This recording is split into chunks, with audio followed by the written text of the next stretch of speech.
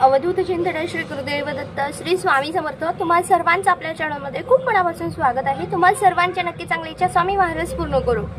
बघा, विनाकारण आपल्यावर कोणीतरी आरोप करतं, विनाकारण आपल्या चारित्र्यावर कोणीतरी संशय घेतं, चूक नसताना कोणीतरी आपल्याला आरोपी ठरवतं, आळ घेतं।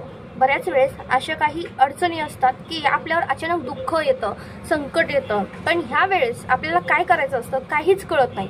या संदर्भातली संपूर्ण माहिती मी तुम्हाला सांगणार आहे, कारण संसारी माणसाच्या काय प्रत्येक चांगल्या माणसाच्या आयुष्यात ही गोष्ट घडतेच, कोणाच्याच आयुष्यात असं नाहीये।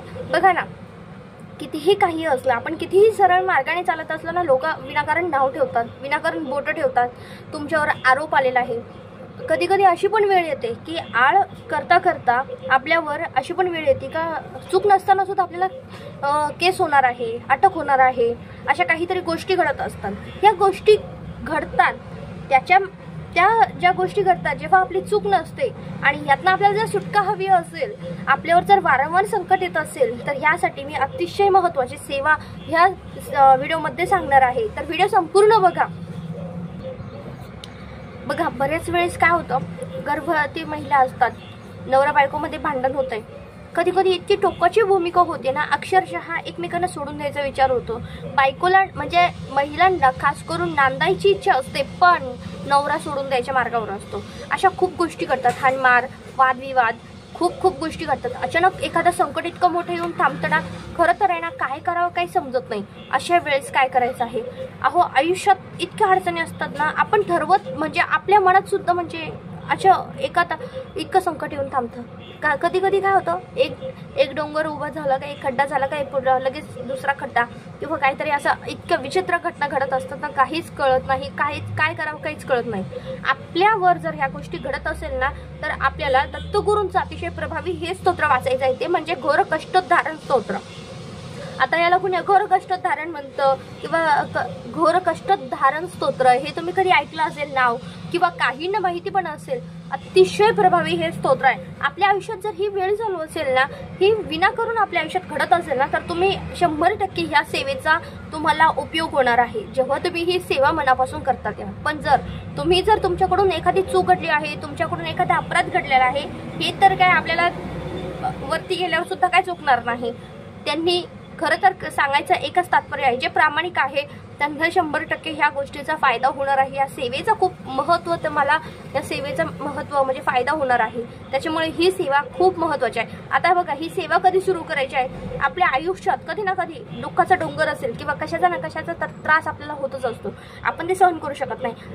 अचानक नाही का, एखादी व्यक्ती खूप चांगली असते, म्हणताना चांगल्या बोराला म्हणजे चांगल्या गोड बोर असतं, लोक त्यालाच दगड मारतात।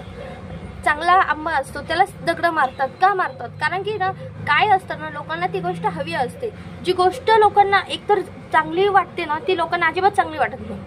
एखाद्याच्या बाबतीत चांगलं घडलेलं लोकांना अजिबात चांगलं दिसत नाही, मग ते त्याला नावं ठेवायला सुरुवात करतात, त्याच्याविषयी वाईट वागायला, त्याच्याविषयी वाईट बोलायला सुरुवात करतात। ह्या गोष्टी प्रत्येक ठिकाणी घडत असतात।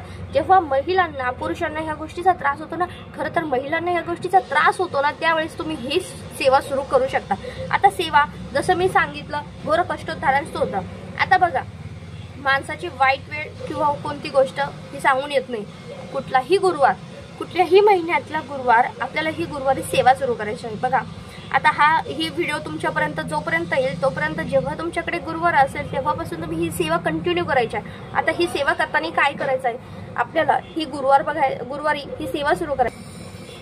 आपण बघा, मी जसं म्हटले का संकट सांगून येत नाही, मग तुम्ही आज जरी सुरू केलं, उद्या जरी सुरू केलं तरी चालतंय, गुरुवारी सुरू केलं तरी चालतंय। बघा, आता हे स्तोत्र अतिशय छान आणि सोपं आहे, एका पानाचं आहे संपूर्णपणे। तुम्हाला जर हे स्तोत्र मिळणार कुठं, तर मग काय करायचं, तुम्ही गुगलला डाउनलोड करू शकता, त्याची प्रिंट काढू शकतात, तुम्ही साधं सोपं यूट्यूबला सर्च करा, तिथे मोबाईलमध्ये पण वाचू शकता। आता हे स्तोत्र कधी पण वाचलं जाऊ शकतं, पण आपलं मन थाऱ्यावर राहत नाही। मग अशा वेळेस काय करायचं, देवापुढे शांतपणे बसा, महाराजांपुढे शांतपणे बसून अगरबत्ती लावायची आणि ह्या स्तोत्राचं पठण करायचंय। तुम्ही 11 वेळेस करा। तुमच्या मागे खूप मोठं संकट आहे, खूप तुम्हाला म्हणजे काहीच कळत नाहीये काय करावं काय नाही, 21 वेळेस करा, 31 वेळेस करा, 51 वेळेस करा, तुम्हाला जेवढं शक्य होईल तेवढ्या वेळेस करा। कमीत कमी 11-21 वेळेस तरी हे पठण झालंच पाहिजे। बघा, आता आपल्याला असं वाटतंय हे संकट म्हणजे आता आपण हे बघायचं आहे, संकट टळत नाही आहे, अजून हे करायचं आहे. आता हे सेवा करताना कोणते नियम पाळायचे, अजिबात कोणते नियम पाळायचे नाही. परांना वगैरे काय होतं ना, काय कोणती वाईट वेळ गोष्ट सांगून येत नाही. काही वेळेस आपल्याला अशा पण परिस्थितीनं जावं लागतं, त्यात आपण नाही पण म्हणू शकत नाही. म्हणून परांना सुद्धा आता हे ब्रह्मचर्य पालन करू का याची काही आवश्यकता नाही आहे. दुसरं म्हणजे आपण जेव्हा सगळ्यात महत्त्वाचं हे स्तोत्र पठण करताना खरंच सांगू, आपण महाराजांना आहे ना श्रीफळ आणि खडीसाखर ठेवा. कोणती पण सेवा सुरू करताना आपल्याला महाराजांना श्रीफळ, खडीसाखर आणि एक छान फूल ठेवायचं आहे. महाराजांना विनंती करायची आहे, ही सेवा पूर्ण करून घ्या. आणि काय असेल ना तुमचं संकट, काय असेल ना तुमच्या अडचणी, काय असेल ना तुमचा त्रास, सगळं बोलायचं आहे. काहीच नाही, तुम्हाला मुलांविषयी काय झालंय, नवऱ्याविषयी काय, तुमच्यावर काय संकट कोसळलंय हे मी नाही सांगू शकत, पण हे प्रत्येकावर वेळ येतच असते. म्हणून मी एक सांगते, हे वाईट वेळ टळण्यासाठी आपल्याला याच्यातनं बाहेर निघायचं आहे. बघा, अचानक तुम्हाला असं सांगितलं जातं, एक तर खरं तर ॲक्सिडेंट असेल किंवा एखाद्याचं ऑपरेशन असेल, खरंच कोणती वेळ सांगून येत नाही. म्हणून सांगते, ह्या स्तोत्राचं पठण करा, 100% तुम्हाला फरक पडेल, 100% तुम्हाला फरक पडेल. हे मी नाही, स्वतः महाराज सांगतील. दुसरं म्हणजे ज्यांच्याकडे 14 वा 18 अध्याय असतो त्या पुस्तकामध्ये सुद्धा घोर कष्टोद्धारण स्तोत्र हे असतंच, हे मिळतंच. जेवढी जास्त त्रास, जेवढी जास्त संकट, तेवढी आपल्याला सेवा वाढवायची. ताई एवढी सेवा करू का, ताई तेवढीच करू का, मला वेळ नाही मिळत आहे. ज्यांच्या मागे खरोखर संकट आहे ना, ज्यांच्या मागे खरंच खूप त्रास होतोय ना, ते ही सेवा 100% करणार, खूप विश्वासाने करणार, महाराज तळमळीने करणार. बघा, महाराज कधी म्हणत नाही फक्त यामध्ये आपल्याला मांसाहार पाळायचा आहे, मांसाहार करायचं नाही. नाही तर तुम्ही म्हणताल ताई काहीच नियम नाही तर मांसाहार करून आम्ही केलं तर चालेल का, असं कसं काय चाललेलो. आपण ही दत्त महाराजांची, स्वामी महाराजांची सेवा करतोय, त्यामध्ये मांसाहार अजिबात चालणार नाही. दुसरं म्हणजे आपण जेवढं तळमळीने करतो, जेवढ्या श्रद्धेने करतो ना, तुम्हाला जेवढं असं वाटतं ना, खूप म्हणजे तुम्ही सांगू शकत नाही. तुम्ही जेवढं जास्तीत जास्त वेळा वाचून बघा.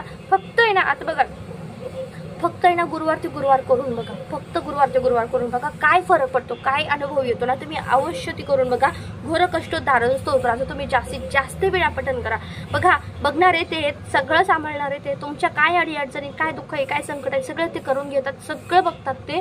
तुम्हाला त्यातनं तारणारे फक्त आणि फक्त ते ब्रह्मांड नायक आहेत. म्हणून सांगते, जेवढा श्रद्धेने करताल तेवढं तुम्हाला खूप चांगला अनुभव येईल. तेव्हा तुम्हाला जेवढं जास्तीत जास्त दुःखितांना, ज्यांना तुम्हाला माहिती आहे हे खूप संकटात आहे, खूप त्रासात आहे, अशा वेळेस तुम्ही ही सेवा त्यांना हा व्हिडिओ शेअर करा. कारण की सेवा सांगताना चुकायला नको किंवा चुकीची माहिती देताना नको. म्हणून व्हिडिओ जास्तीत जास्त शेअर करा. कमीत कमी अशा लोकांपर्यंत शेअर करा ज्यांना खूप जास्त गरज आहे याची. खरं सांगते, ही सेवा आयुष्यात तुम्हाला ना त्या संकटातनं, दुःखातनं नक्की स्वामी महाराज, दत्त महाराज बाहेर काढते. आजच्या पुरते इतकं झालेली सेवा स्वामी महाराजांच्या चरणी रुजू करते. व्हिडिओ इथेच थांबवते. व्हिडिओ आवडला असेल तर लाईक, शेअर, सबस्क्राईब करा. श्री स्वामी समर्थ.